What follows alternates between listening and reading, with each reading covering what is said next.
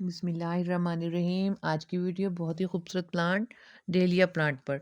Dahlia पेनिटा एस्ट्रेसा family से belong रखता है और इसकी फैमिली से रिलेटेड है सनफ्लावर और क्रेसेंथेमम और ज़ाइनिया का और डेज़ी का भी जो प्लांट है वो इसी फैमिली से बिलोंग रखता है, या ये उनकी फैमिली से बिलोंग, ऐसा हम कह सकते हैं।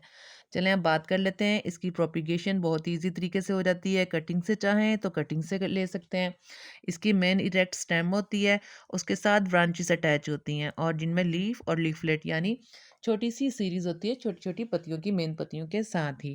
तो इसकी जो एक अच्छी सी शूट लेकर उसको नोड का ख्याल रखते हुए उससे भी हम इसकी कटिंग लगा सकते हैं, या हम इसकी फ्लावरिंग होने के टाइम पर इसके सीड पॉड से सीड कलेक्ट करके रख लें और सीज़न पर लगा दें। और सीड्स हम कब लगाएंगे? सीड्स लगाने के लिए हमें अपने इलाके के हिसाब से टेम्परेचर को नोट करना पड़ेगा। जब इलाकों का टेम्परेचर आपके इलाके का 20 से 26 सेंटीग्रेड जा रहा हो तो उस दौरान आप इसकी प्रोपिगेशन कर सकते हैं, मीन सीड्स को लगा सकते हैं। और अगर आप सर्दी में लगा देंगे, अगर यानी कि बहुत ज़्यादा सर्दी में, तो प्लांट तो आपका प्रोपिगेशन इसकी हो जाएगी, ग्रोथ भी करेगा, लेकिन ऐसा होगा कि बहुत जल्दी इसकी फ्लावरिंग शुरू हो जाएगी जिससे वीक रह जाएगा। जिसमें अगर देसी वैरायटी है, वो थोड़ा प्रीनियल उसको कह सकते हैं, वो तो थोड़ा सर्वाइव कर जाएगा, लेकिन हाइब्रिड वाली वैरायटी बहुत छोटा कमज़ोर रह जाएगा, उसके फूलों का साइज़ भी बड़ा नहीं होगा। फूलों का साइज़ जो है वो डिपेंड करता है इसके पॉट पर। तो एक तो सही टाइम पे इसकी सीड्स की प्रोपिगेशन हुई हुई हो, या कटिंग, यानी कि जब पौधा अच्छा सा मैच्योर हो जाए उस दौरान इसकी फ्लावरिंग हो रही हो, तो तब इसके फ्लावर का साइज़ बड़ा हो जाएगा। और दूसरा, इसका जो पॉट है वो थोड़ा बड़ा होना ही बेहतर है। जो यानी कि अगर आप कम से कम भी 10 इंच तक के गमले में भी इसको लगा सकते हैं। और अगर हम इसका पानी का ख़्याल रखें, पानी यही है कि जब इसकी ऊपर की मिट्टी अच्छी सी खुश्क हो जाए तभी इसको पानी दें।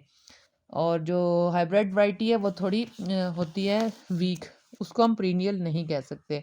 देसी वैरायटी थोड़ी अच्छी होती है, मींस अगर उसे गर्मी के मौसम में हम रख दें किसी शेडी एरिया में, यानी कि ब्राइट लाइट हो और डायरेक्ट सन ना हो, तो ये सरवाइव हो जाता है। लेकिन इसके फूल भी देसी वैरायटी के थोड़े छोटे, लेकिन होते ही खूबसूरत ही हैं। और जो हाइब्रिड वैरायटी जो मैं आपको दिखा रही हूँ, इसका फूल कम से कम 1 हथेली जितना बड़ा हो जाता है।